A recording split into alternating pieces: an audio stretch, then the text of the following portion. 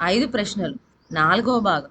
మర్నాడు ధీరసింహుడు సులోచన వద్దకు వెళ్ళగా ఆమె ఉచిత మర్యాదలతో అతన్ని కూర్చోబెట్టి తన సమస్య చెప్పింది. నైరుతి దిక్కున ఒక మాయా స్నానాల గది ఉన్నది. దాని పుట్టు పూర్వత్రాలు నాకు చెప్పాలి అనే వరకు యథాప్రకారం గడువు తీసుకొని ధీరసింహుడు నైరుతి దిక్కుగా బయలుదేరాడు. కొంత దూరం వెళ్లే వరకు అతనికి ఒక పట్నం కనిపించింది. ఆ పట్నం పొలిమేర దాటగానే ఒక బావి కనపడింది.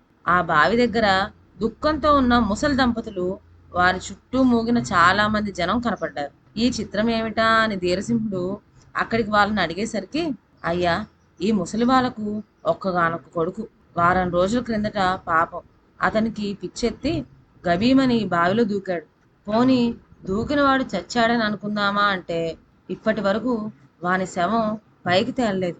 అందుకని ముసలివాళ్ళు నిద్రాహారాలు లేక ఇలా విలపిస్తున్నారు అంటూ వారు చెప్పారు. ధీరసింహుడు ఒక్క నిమిషమైనా ఆలస్యం చేయక ఆ వృద్ధులతో, మీరు దుఃఖించక ఇక్కడనే వేచి ఉండండి. ఒక్క చిటికెలో మీ అబ్బాయిని తీసుకువచ్చి మీ ఎదుట పెడతాను అని చెప్తూనే బావిలోకి దూకాడు. అతని ఈ సాహసానికి అందరూ ఆశ్చర్యపోయారు. అతను ఆ బావిలో దూకి లోతుకంటూ పోయే వరకు కాలికి నేల తగిలింది. ధీరసింహుడు ఆగి అటు ఇటు చూడగా ఒక రహస్య ద్వారం కనపడింది. ఆ ద్వారం గుండా పోయి అతను ఒక పూల తోట చేరుకున్నాడు. తోటలో ఒక దివ్య భవనం కనపడేసరికి అతను ధైర్యంతో ఆ భవనం ప్రవేశించాడు. భవనం మధ్యని ఒక పెద్ద హాల్ ఉన్నది. హాల్ అంతా దైదీప్యమానమైన మణిదీపాలతో వెలిగిపోతున్నది.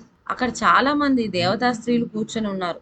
వారి మధ్య చుక్కల్లో చంద్రుని వలె అపురూప సుందరమైన ఒక రాజకుమారి, ఆమె ప్రక్కన ఒక చక్కటి రూపసి అయిన యువకుడు కూర్చొని ఉన్నారు.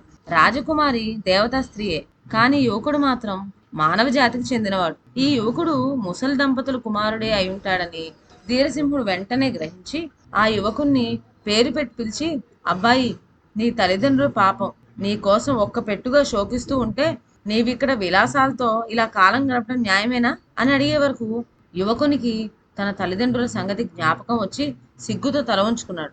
అప్పుడు ధీరసింహుడు జాలి పుట్టించే మాటలతో ఆ ముసలి దంపతుల స్థితిని వర్ణించి చెప్పే వరకు రాజకుమారి మనస్సు కరిగిపోయి యువకుడు తల్లిదండ్రులను చూచి రావడానికి అనుమతిచ్చింది. ధీరసింహుడు యువకుణ్ణి వెంటబెట్టుకు వస్తూ, అబ్బాయి, అసలు నీవి బావిలో ఎందుకు దూకావు అని అడిగే వరకు అతను ఇలా చెప్పనారంభించాడు. ఒకనాడు నేను బావి దగ్గర నిలబడి ఉండగా బావిలో దేవతా స్త్రీలు కనిపించారు. అప్పటి నుంచి నాకు పిచ్చెత్తినట్టయి ఉండబట్టలేక ఒక రోజున అందులో దూకేశాను అని యువకుడు తన కథ చెప్పగానే ధీరసింహుడు అతన్ని బయటికి తీసుకువచ్చి తల్లిదండ్రులకు అప్పచెప్పాడు. బతికి వచ్చిన కొడుకును కల్లారా చూచుకొని ఆ తల్లిదండ్రుల సంతోషానికి మెరలేకపోయింది. వాళ్ళు పుత్రభిక్ష పెట్టిన ధీరసింహుణ్ణి వెన్నోళ్ల పొగిడి దీవించారు.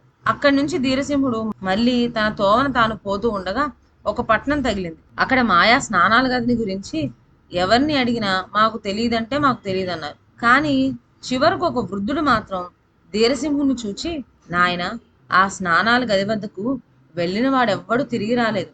అందుకనే ఆ పట్టపురాజు గది లోపలకు ఎవ్వరూ పోకుండా కాపలా పెట్టాడు. వృధాగా ఎందుకు ప్రాణాలు పోగొట్టుకుంటావు? నా మాట విని తిరిగిపో అన్నాడు. ధీరసింహుడు ఎంత మాత్రమూ చలించక, చెబితే కాని వీల్లేదన్నాడు. అందుచేత తప్పనిసరి ఆ వృద్ధుడు ఆ మాయా స్నానాల గది ఉండే పట్టణానికి దారి చెప్పాడు. వృద్ధుడు చెప్పిన దోవనే వెళ్ళి ధీరసింహుడు ఆ పట్టణం చేరుకున్నాడు. అప్పటి నుంచి ధీరసింహుడు రోజుకొక రకపు చిత్రమైన బహుమానాలు తీసుకొని వెళ్ళి రాజుకు సమర్పిస్తూ ఉండేవాడు. రాజు చాలా సంతోషించేవాడు. ఇలా ఉండగా ఒకనాడు రాజు ధీరసింహునితో, ఎప్పుడు నీవే నాకు ఎన్నెన్నో బహుమతులు ఇస్తూ ఉన్నావు గాని నన్నెన్నడూ ఏమి కోరవేమిటి అనే వరకు నా కోరిక తప్పక తీరుస్తారా అని అడిగాడు ధీరసింహుడు. అందుకు రాజు సంశయించక అడగవలసింది, నా రాజ్యం కావాలన్నా ఇస్తాను, చివరకు నా ప్రాణం కోరినా అర్పిస్తాను అని అభయమిచ్చాడు. ఈ వాగ్దానం తీసుకొని ధీరసింహుడు, అయితే రాజా, మాయా స్నాన నగరంలోకి వెళ్ళటానికి అనుమతి ఇప్పించండి అని కోరాడు. పాపం రాజు చిక్కుల్లో పడ్డాడు. అక్కడికి ధీరసింహుడు వెళ్ళటం రాజుకు సుతారాము ఇష్టం లేదు. అయినా మాట తప్పడానికి వీల్లేదు. నీకు సలహా ఏ పాపాత్ముడు చెప్పి ఉంటాడో ఆ మాయలో పడ్డ వాళ్ళెవ్వరూ తిరిగి రాలేదు కనుక ఇది తప్పించి మరేదైనా కోరుకో అని అనేక విధాల నచ్చజెప్పి చూచాడు. కానీ ధీరసింహుడు వినలేదు. చేసేది లేక దుఃఖిస్తూనే రాజు చీటీ వ్రాసి ఇచ్చాడు. ఆ చీటీ తీసుకొని ధీరసింహుడు మాయా స్నానాల గది వద్దకు వెళ్ళాడు. ద్వారం దగ్గర ఒక పలక మీద ఈ మాయలో పడ్డ వాళ్ళెవ్వరూ తిరిగి రాలేదు అని వ్రాసి ఉన్నాడు. అక్కడ చాలా మంది ఫారా వాళ్ళు కాపలా కాస్తున్నారు. వాళ్ళు కూడా ధీరసింహునికి అనేక విధాలా నచ్చజెప్పి చూశారు. కానీ లాభం లేకపోయింది. విధి లేక వాళ్ళు తలుపులు తెరిచి ధీరసింహుని లోపలికి పంపించారు. ధీరసింహుడు లోపలికి వెళ్ళాడో లేదో తలుపులు గభీమని వాటంతట అవే మూసుకున్నాయి. అతను వెనక్కి తిరిగి చూచేటప్పటికి తలుపులు లేవు, గోడలు లేవు. మరికొంత దూరం వెళ్ళేసరికి ఒక మంగలి ఎదురు వచ్చి ధీరసింహుణ్ణి ఒక విశాలమైన గదిలోకి తీసుకుపోయాడు. గది అద్దంలా శుభ్రంగా ఉంది.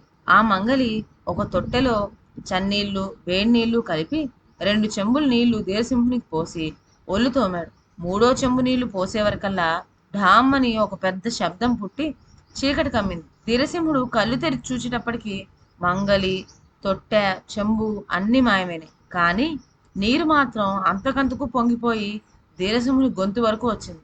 ఇదేమిట్రా భగవంతుడా అని అతను చింతిస్తూ ఉండగా గదిపైన కప్పకు వేలాడుతున్న గొలుసు ఒకటి కంటపడింది.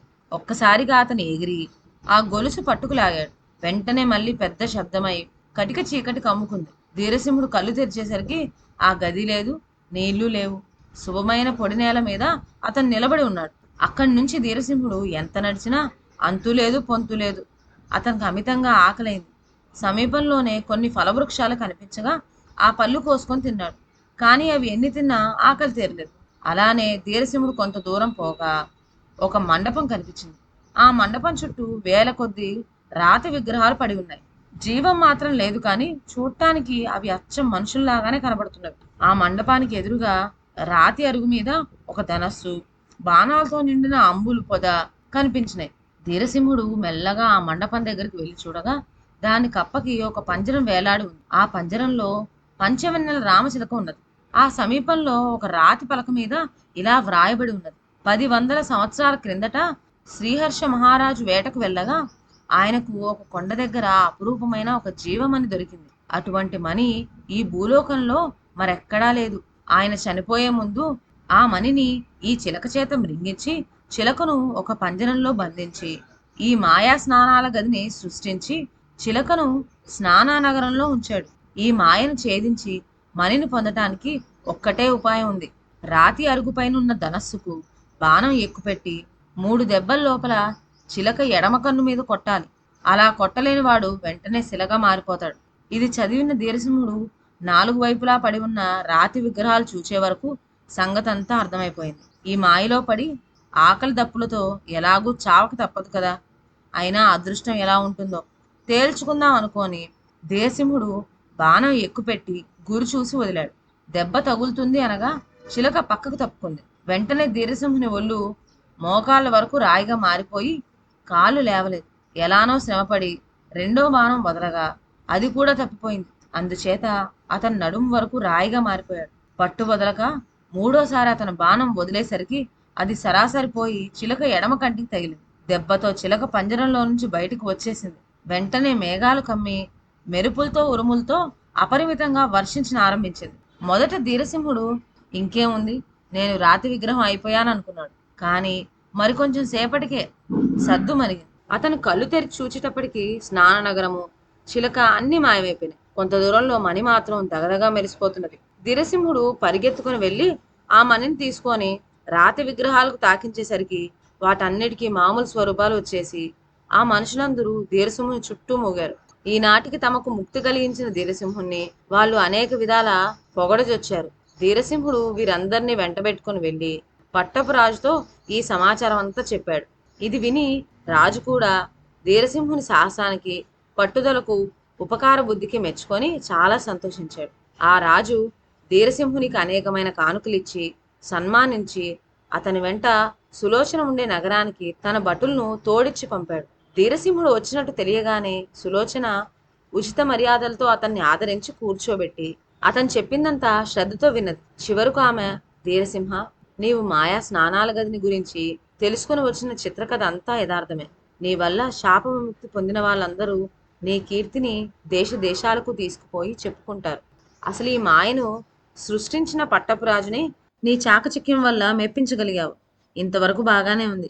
నీవు రేపు వచ్చినట్లయితే ఆఖరిది, 5వది అయిన నా ప్రశ్న చెప్తాను అని ఆమె ధీరసింహుని సాగనంపింది. ఇదండి ఇవాల్టి కథ. 5వ ప్రశ్న ఏమిటో నెక్స్ట్ వీడియోలో విందాం. అంతవరకు సెలవు. నా ఛానల్లోని కథలు మీకు నచ్చినట్లయితే నా ఛానల్ను లైక్ చేసి సబ్స్క్రైబ్ చేయండి. షేర్ చేయడం మర్చిపోవద్దు. కొత్త కథల నోటిఫికేషన్ కోసం బెల్ ఐకాన్ ప్రెస్ చేయండి. Thank you.